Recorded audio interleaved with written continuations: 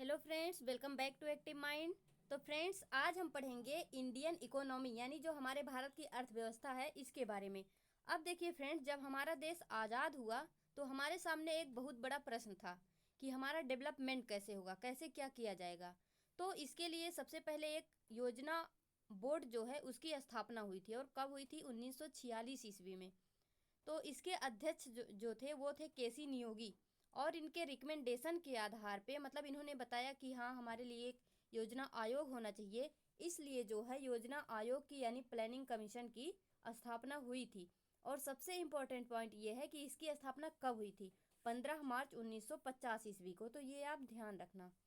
अब देखिए फ्रेंड्स, जो हमारा ये प्लानिंग कमीशन था यानी योजना आयोग जो था, इसके फर्स्ट चेयरमैन जो थे वो थे जवाहरलाल नेहरू। यानी ये उस समय भारत के पहले प्रधानमंत्री थे। और जो हमारा योजना आयोग है इसके अध्यक्ष जो भी हमारे देश के प्रधानमंत्री होंगे वही होते हैं इसके अध्यक्ष। तो पहले वाले प्रधानमंत्री थे जवाहरलाल नेहरू, इसलिए इसके फर्स्ट चेयरमैन हो गए कौन? जवाहरलाल नेहरू। अब देखिए फ्रेंड्स, यहाँ पे ये जो हमारा योजना आयोग था ये ना तो संवैधानिक निकाय था और ना ही वैधानिक निकाय था। अब इसका क्या मतलब होता है? संवैधानिक निकाय वो होता है जिसको संविधान के द्वारा बनाया गया हो, लेकिन हमारा जो योजना आयोग था ये तो संविधान के द्वारा बनाया ही नहीं गया था, तो इसलिए ये संवैधानिक निकाय नहीं था। और वैधानिक निकाय वो होता है जो कि पार्लियामेंट के किसी एक्ट के द्वारा, किसी भी कानून के द्वारा बनाया गया हो, लेकिन योजना आयोग किसी भी कानून के द्वारा नहीं बनाया गया था, इसलिए ये वैधानिक निकाय भी नहीं है। ये जो है फ्रेंड्स, ये एक्स्ट्रा कॉन्स्टिट्यूशनल यानी संविधानेतर बॉडी है, संविधानेतर निकाय है।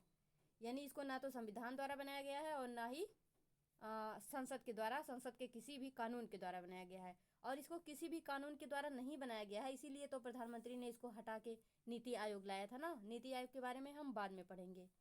तो देखिए फ्रेंड्स, ये जो हमारा प्लानिंग कमीशन होता है ये हमारे जो देश के प्रधानमंत्री होते हैं उनके लिए ये जिम्मेदार होता है, मतलब उनके प्रति रिस्पॉन्सिबल होता है। अब देखिए यहाँ पे फ्रेंड्स, जो हमारे भारत की मतलब पंचवर्षीय योजनाएं आती हैं उसको भी ये योजना आयोग ही तैयार करता है। और योजना आयोग देखो, अभी हमने आपको बताया योजना आयोग सीधे तौर पर भारत के प्रधानमंत्री के प्रति उत्तरदायी होता है। अब यहाँ पे देख लीजिए इसका कंपोजिशन, यानी इसमें क्या क्या होता है। तो सबसे पहले आप देखिए योजना का अध्यक्ष, यानी इस आयोग का जो अध्यक्ष होते हैं वो होते हैं भारत के प्रधानमंत्री।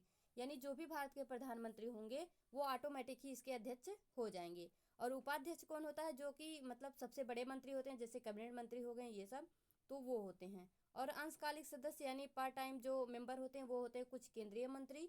और पदेन सदस्य यानी जो कि वित्त मंत्री और नियोजन मंत्री यानी प्लानिंग मिनिस्टर होते हैं, वो होते हैं इसके पदेन सदस्य। अब देखिए फ्रेंड्स, यहाँ पे एक सबसे इम्पोर्टेंट पॉइंट कि राज्य आयोग का किसी भी तरह से प्रतिनिधित्व नहीं था योजना आयोग में। और इसी के लिए योजना आयोग के बाद में एक आया हमारा एनडीसी यानी नेशनल डेवलपमेंट काउंसिल। अब यहाँ पे देखिए फ्रेंड्स, ये है मतलब राष्ट्रीय विकास परिषद। और इसकी स्थापना कब हुई? 6 अगस्त 1952। तो यहाँ पे देखिए फ्रेंड्स, यहाँ पे ये इसका डेट जो है ये बहुत इंपॉर्टेंट है। यहाँ से डेट मतलब अलग अलग एग्जाम में बार बार पूछे जाते हैं। तो योजनाओं की स्वीकृति के लिए इसको जो है बनाया गया था। और यहाँ पे देखिए ये भी ना तो संवैधानिक निकाय है और ना ही वैधानिक, यानी इसको भी ना तो इसको संविधान के द्वारा बनाया गया है और ना ही संसद के किसी भी कानून के द्वारा। तो ये आप ध्यान रखना। और इसके भी अध्यक्ष कौन होते हैं? प्रधानमंत्री होते हैं। और इसके अन्य सदस्य में आते हैं केंद्रीय कैबिनेट मंत्री, सभी राज्यों के मुख्यमंत्री, योजना आयोग के जो भी सदस्य होते हैं इसके भी सदस्य होते हैं वो। और 5 साल की लंबी नीति को मंजूरी देने का अंतिम अधिकार। अब इसका क्या मतलब है?